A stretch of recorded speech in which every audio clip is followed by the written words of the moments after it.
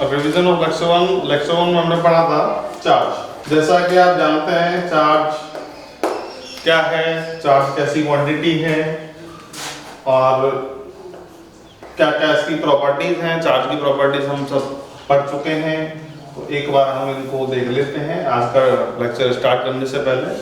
Charge आप ध्यान रखें, चार्ज होती है स्केलर क्वांटिटी। चार्ज का जो यूनिट होता है वो होता है कूलॉम या फिर एम्पियर सेकेंड। ठीक है, इसकी जो स्मॉलेस्ट यूनिट होती है ई, इलेक्ट्रॉन, लार्जेस्ट यूनिट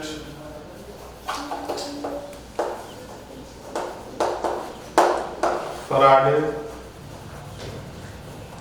और इनको जो है चेंज करके भी आप बना सकते हैं यूनिट, जैसे माइक्रो कूलॉम होता है, इस तरीके से लिख सकते हैं मिनी कूलॉम। ये सबको पता है 10⁻⁻⁶ कूलॉम वैल्यू होती है माइक्रो कूलॉम के लिए। ठीक, चार्ज दो टाइप्स के होते हैं, one is positive and one is negative. ये बात जो बताई किसने बताई? डफॉन। चार्ज की 7 प्रॉपर्टीज जो आपको याद रखनी है। मेन प्रॉपर्टी बता देते हैं। पहली quantization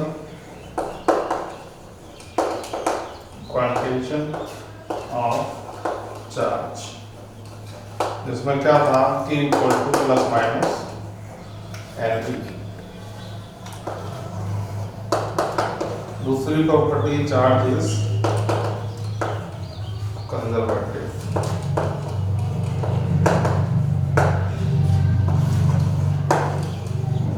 charge is transferable. Charge associated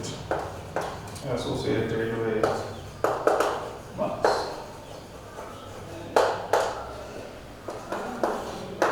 charge is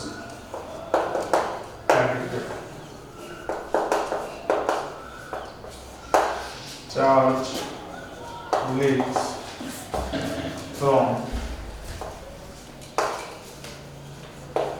sharper, charge resides on outer surface। तो ये चार्ज के बारे में मोटी बेसिक बातें थी जो हमको सबको याद रहना चाहिए। और बेसिकली सब जानते हैं जो स्टडी ऑफ चार्ज है उसको हम बोलते हैं इलेक्ट्रोस्टैटिक्स, इलेक्ट्रोमैग्नेटिक्स और इलेक्ट्रोमैग्नेटिक वेव। तो इलेक्ट्रोस्टैटिक्स में क्या आपने पढ़ा, जब चार्ज रेस्ट में हो तो उस ब्रांच को बोलते हैं इलेक्ट्रोस्टैटिक्स। तो हम जो है स्टार्ट करते हैं इलेक्ट्रोस्टैटिक्स में। सबसे पहला जो लॉ पढ़ते हैं वो पढ़ते हैं कूलॉम्स लॉ। कूलॉम्स लॉ, इसको देखेंगे क्या है इस लॉ की फॉर्मूले definition. Coulomb's law, Coulomb's law के लिए दो पॉइंट चार्जेस मान लीजिए Q1 first charge, Q2 second charge, force on 2 due to 1 F21, direction is on right side, force on 1 due to 2 F12। Action reaction force होता है, electrostatic force, दोनों बराबर हैं, अपोजिट डायरेक्शन है और ये डिपेंड होता है दोनों चार्जेस के प्रोडक्ट पे। तो इसको इस तरीके से लिख लेंगे Q1 into Q2। दूसरी चीज अगर हमने इन दोनों चार्जेस के बीच की डिस्टेंस को डबल किया तो हमने देखा कि ये जो फोर्स है इलेक्ट्रोस्टैटिक फोर्स, ये क्या हो गया, 1 वोल्ट हो गया। तो हम इससे समझ गए it is directly proportional to 1/r²। Combining equation first and equation second, तो आपको क्या रिलेशन मिलेगा, electrostatic force between two charges is directly proportional to Q1 Q2 upon R square। इसको आप डायरेक्टली प्रोपोर्शनल साइन को आप हटाएंगे और डायरेक्ट प्रोपोर्शनल कांस्टेंट लगा देंगे K, तो Q1 Q2 upon R square, ये फॉर्मूला बन जाएगा। आगे हम चर्चा करेंगे इस K के बारे में। आगे जब आप पढ़ेंगे तो जो K है कांस्टेंट है और इस K के लिए जो वैल्यू होती है वो होती है 9 into 10 to the power 9 newton, unit बना लेंगे newton metre square per coulomb square. ठीक है, ये वैल्यू ध्यान रखेंगे। एक और वैल्यू ध्यान रखेंगे K इक्वल टू क्या होता है 1/4 तो इसकी वैल्यू क्या है 9 into 10 to the power 9 newton metre square per coulomb square. Epsilon naught क्या होता है देख लीजिए इधर, एप्सिलॉन नॉट इसको क्या बोलते हैं एप्सिलॉन 0 या फिर नॉट, और इसका दूसरा नाम परमिटिविटी ऑफ फ्री स्पेस, इसको बोलते हैं परमिटिविटी ऑफ फ्री स्पेस। इसके बारे में डिटेल से चर्चा करेंगे आगे। वही परमिटिविटी है जिसका फॉर्मूला हमने ये देखा है C equal to 1/√μ0 epsilon naught. तो ये आता है मैग्नेटिज्म में, और एप्सिलॉन नॉट आता है इलेक्ट्रोस्टैटिक्स में। C क्या होता है speed of light. Epsilon not की वैल्यू क्या होती है, एप्सिलॉन नॉट की वैल्यू ध्यान रखेंगे 8.85 into 10 to the power -12। Unit बना लेंगे इसकी, यूनिट क्या हो जाएगी coulomb square upon newton metre square, ये यूनिट बन जाएगी इसकी। ठीक है, तो ये हमने वैल्यू ध्यान रखी। K की value 9 into 10 to the power 9 numericals में बहुत जरूरत होती है वैल्यूज की। न्यूमेरिकल करेंगे तो फिर इन वैल्यूज को आपको यूज करना होगा, सब याद होना चाहिए।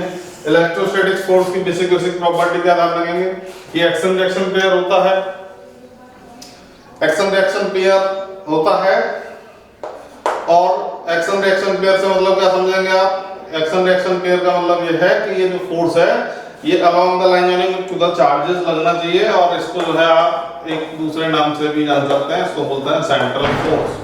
सेंट्रल फोर्स का मतलब along the line running to the charges। Electrostatics force कैसे फोर्स होता है, ये एक्शन रिएक्शन पेयर होता है, सेंट्रल फोर्स होते हैं और डिपेंड करते हैं दोनों चार्जेस के प्रोडक्ट पर। अगर किसी भी एक चार्ज को आप डबल कर दोगे तो जो फोर्स है ये दोनों चार्ज पर डबल हो जाएगा, इस पर भी ये डबल होगा और इस पर भी ये डबल होगा। आप इसको डबल कर देंगे तब भी ये दोनों डबल हो जाएंगे। आप इसको क्या करेंगे डबल करेंगे तो फोर्स कम हो जाएगा, मतलब डिस्टेंस आप इंक्रीज करेंगे तो फोर्स कम होगा। देखो फॉर्मूला था, इसको आप इसकी वैल्यू आप बढ़ाएंगे तो फोर्स अपने आप क्या हो जाएगा कम हो जाएगा। इनको आप बढ़ाएंगे, चार्जेस की वैल्यू को बढ़ाएंगे तो फोर्स इंक्रीज करेगा। ठीक है, तो अभी देखते हैं छोटे छोटे से न्यूमेरिकल करते हैं और फोर्स निकालते हैं, नेट फोर्स कैसे निकलेगा। एक क्वेश्चन इंपॉर्टेंट है, आप इसको लिख लेंगे। एप्सिलॉन नॉट की डायमेंशन कई बार एग्जाम में पूछ ली जाती है, तो dimensional formula of epsilon not या फिर डायमेंशनल फार्मूला ऑफ चार्ज।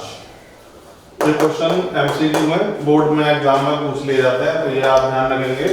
इसके लिए डायमेंशनल फार्मूला याद रखेंगे, चार्ज के लिए होता है 80। और एप्सिलॉन नॉट की जो डायमेंशन फार्मूला कूलॉम्स लॉ से निकाल सकते हैं, F equal to 1/4 pi epsilon naught Q1 Q2 upon R square.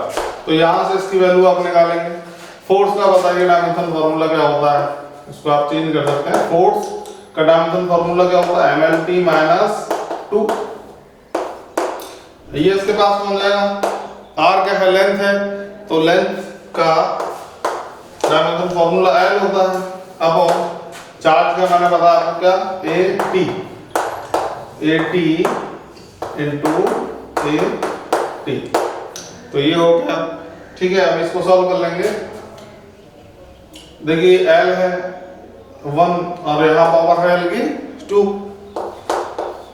और ये T 2 हो जाएगा, ऊपर ले जाएंगे तो T की पावर -4 हो जाएगा। तो इसको बना लेंगे ML 3 T -4 T -2, तो ये ऑप्शन नॉट का डायमेंशन फॉर्मूला। ठीक है, ये याद रखेंगे।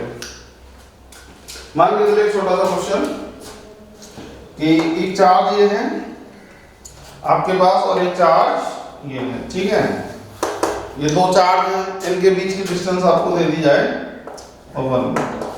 ये क्या है, Q है, ये दूसरा चार्ज भी Q है, दोनों का मैग्नीट्यूड बराबर है। ठीक है, आपसे पूछा है what is the minimum possible charge between possible net force between the charges। अभी ये क्वेश्चन आपसे पूछा है, तो करिए सॉल्व। इन दोनों के बीच में नेट फोर्स क्या होगा। तो सबसे पहले बताइए कितना वैल्यू होगा, आंसर कर लीजिए। ये ऐसे क्वेश्चन ऑब्जेक्टिव क्वेश्चन बनते हैं और काफी लॉजिकल और अच्छे क्वेश्चन होता है। Minimum possible net force between the charges. तो सबसे पहले देखिए ये दोनों चार्ज कैसे पॉजिटिव है, फोर्स किधर लगेगा, अपोजिट लगेगा, और फोर्स निकालने का फॉर्मूला देखो ये लिखा है, कूलॉम्स लॉ पढ़ चुके हैं। ठीक है, तो इसको कैसे निकाल सकते हैं, इसको देखिए क्या लिखेंगे, F नेट कि Q1 Q2 इक्वल है तो क्या लिख देंगे, Q square upon R square. क्या चेंज होगा, एक चीज चेंज होगी, क्वेश्चन को आप पढ़ेंगे और देखिए क्या पूछा है क्वेश्चन ने, मिनिमम पॉसिबल नेट फोर्स। तो बताइए चीज हम पढ़ चुके हैं कि मिनिमम जो चार्ज की यूनिट होती है वो क्या होती है, मिनिमम चार्ज की यूनिट होती है E, तो Q की जगह क्या लगा देंगे, E लगा देंगे, कि E स्क्वायर। R की वैल्यू कितनी दे रखी है 1, तो 1 लगा देंगे, 1 स्क्वायर। तो क्या आंसर आएगा, net force between these two charges KE square, या आंसर हो जाएगा। तो इस तरीके से छोटे छोटे क्वेश्चन होते हैं सॉल्व करने के लिए, तो ये आप सॉल्व कर लेंगे। अगला क्वेश्चन देखते हैं। चलिए नेक्स्ट क्वेश्चन की तरफ चलते हैं। ये देखिए एक प्रॉपर्टी बता देता हूँ, एक प्रॉपर्टी आप देखें कि ये दो चार्जेस हैं।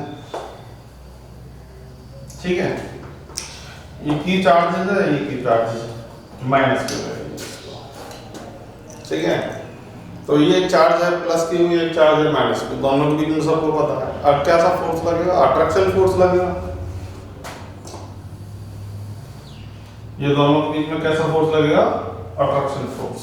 ठीक है, जितना फोर्स इस पर लगेगा उतना ही फोर्स इस पर लगेगा।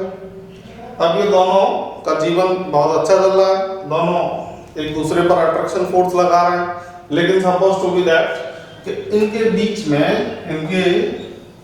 में एक और चार्ज आ गया। इस तरीके से एक चार्ज हमने मान लिया माइनस क्यू, तो ये जो चार्ज है प्लस क्यू और माइनस क्यू, इन दोनों के बीच में भी अट्रैक्शन फोर्स लगेगा। ठीक है, तो बताइए क्या इसकी वजह से जो इस पर फोर्स लग रहा है, इसकी वजह से जो इस पर फोर्स लग रहा है, इसके आने से क्या ये इस पर फोर्स लगाएगा, इसके आने से क्या इस पर लगने वाला फोर्स, इस माइनस क्यू पर लगने वाला फोर्स कम होगा, कोई चेंज होगा नहीं होगा, क्योंकि इलेक्ट्रोस्टैटिक फोर्स यहाँ जो लग रहा है और यहाँ पर जो लगेगा फोर्स, ये इसकी वजह से चेंज नहीं होगा। मतलब क्या कोई दूसरा चार्ज आ जाएगा तो इसकी वजह से इसके द्वारा लगने वाला जो फोर्स है वो कोई वैल्यू चेंज नहीं करेगा। तो क्या मतलब इसका जो इलेक्ट्रोस्टैटिक फोर्स है, electrostatic force between two or more charges is independent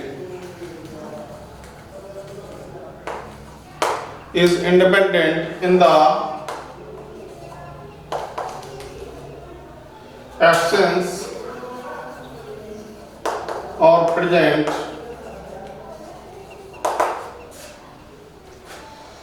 in the absence or present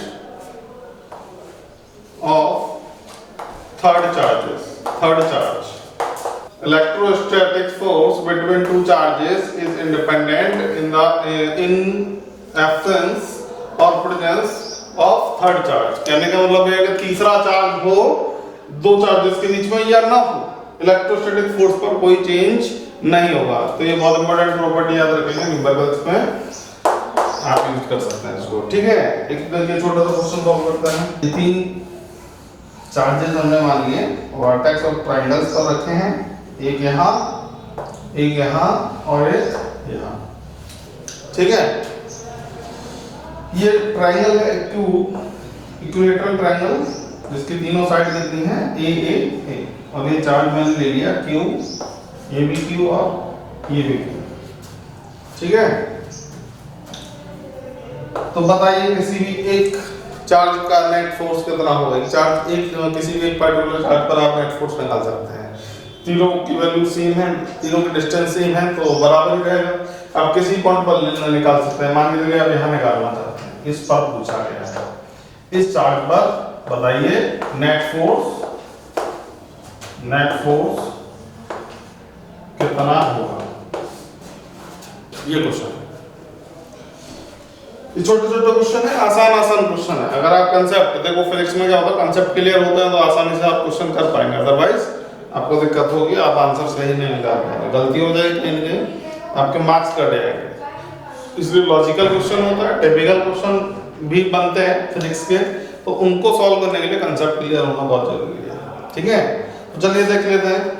11th class में देखिए, अगर आपको वेक्टर आता है, कुछ याद आ रहा है पिछला सिलेबस, ये जो फोर्स है नेट फोर्स कैसी क्वांटिटी है, वेक्टर क्वांटिटी है। यहाँ पर एक चार्ज है, फोर्स कितने लगेंगे देखो, इस चार्ज की वजह से यहाँ आपने को निकालना है नेट फोर्स, तो इसकी वजह से इस चार्ज पर कितना फोर्स लगेगा, ये मान लिया हमने F। डायरेक्शन देखिए, ये पॉजिटिव है तो किधर लगेगा डायरेक्शन, इधर फोर्स लगेगा। यहाँ पर हम कैलकुलेशन कर रहे हैं तो ये डायरेक्शन किधर होगी, इधर होगी। अभी इस चार्ज के लिए देखते हैं, ये जो चार्ज है ये इस चार्ज पर फोर्स लगाएगा, किधर लगाएगा, इधर लगाएगा। एक फोर्स ये है, इसकी डायरेक्शन इधर है, इसकी डायरेक्शन इधर है। अब देखिए दोनों फोर्सेस को आप जोड़ेंगे, दोनों फोर्सेस को कैसे जोड़ेंगे। फोर्स कैसी क्वांटिटी होती है, वेक्टर क्वांटिटी होती है। तो वेक्टर रेजोल्यूशन आपने पढ़ा है 11th क्लास में, जिसको वेक्टर आता है जोड़ना तो वो उसको कर देगा, जिसको जोड़ना नहीं आता वो नहीं कर पाएगा। तो भाई देखिए 11th क्लास का मैकेनिक्स इसमें पढ़ेंगे। ठीक है, इलेक्ट्रोस्टैटिक्स को अगर आप समझना चाहते हैं तो मैकेनिक्स आपकी स्ट्रांग होनी चाहिए।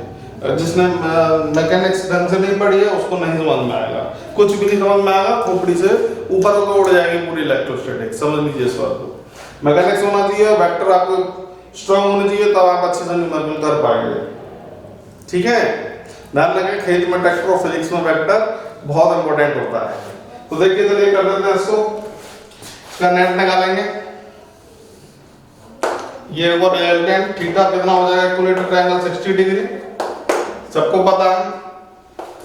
फॉर्मूला क्या होता है, F नेट अंडर रूट, इसको मान लीजिए F1 F2। ठीक है,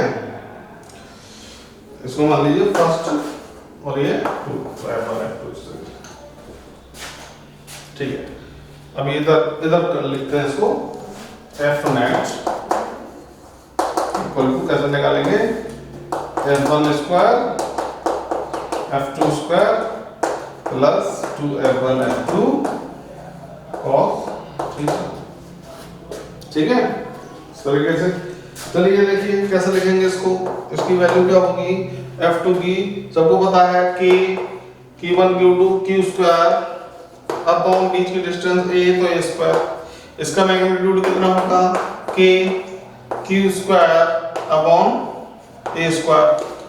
ये रिजोल्यूशन का फॉर्मूला तैयार कर लें, छोड़ेंगे क्या आंसर आएगा, √3 k q square upon a square. जिसको नहीं आता है वो नहीं कर पाएगा, ये वेक्टर आने चाहिए आपको, मैकेनिक्स स्ट्रांग होनी चाहिए। ठीक है, तो ये क्वेश्चन इस तरीके से बहुत सारे क्वेश्चन दे रखे हैं, ये बहुत आसान क्वेश्चन है, प्रैक्टिस करिए, ज्यादा से ज्यादा क्वेश्चन लगाइए तब आपको अच्छे से समझ में आएंगे। ठीक है, और बहुत इजी क्वेश्चन होते हैं, कंसेप्ट क्लियर होना चाहिए, फॉर्मूले स्ट्रांग होने चाहिए। 11th के 12th के सारे आप फॉर्मूला तैयार नहीं करेंगे तो आपको कोई न्यूमेरिकल नहीं होगा। ठीक है, चलिए आसान क्वेश्चन है और देख लेते हैं एक और क्वेश्चन जो आपको करना है। चलिए मान के चलिए ये चार्ज इस तरीके से है, ये क्वेश्चन आपको करना है। ये चार चार्जेस इस तरीके से हैं, ये क्यू है, ये क्यू है, ये क्यू है और ये क्यू है। इस स्क्वायर की साइड मान लीजिए ए है। ठीक है, तो आपको बताना है नेट फोर्स।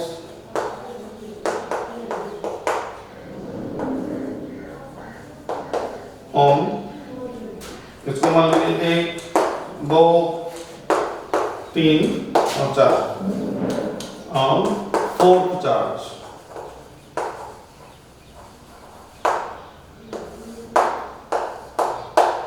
ठीक है, ये आपको करना है और इसका आंसर आप कमेंट बॉक्स में सॉल्व करके लिख देंगे। ठीक है, इसका सॉल्यूशन बताया है आपको अगले लेक्चर में। और एक क्वेश्चन आपके लिए होमवर्क के लिए देते हैं जो आपको सॉल्व करना है, लिखना है क्या कि किसी ऑब्जेक्ट को अगर आप चार्ज करते हैं तो उसके मेथड्स क्या हो सकते हैं। तो मेथड्स ऑफ चार्जिंग, ये दूसरा क्वेश्चन आपको इसके मेथड्स लिखने हैं और ये बताना है। ठीक है सभी को, तो इसके कम से कम कितने मेथड बताने हैं, 5 मेथड्स। 5 मेथड्स आपको बताना है। ठीक है, थैंक यू वेरी मच।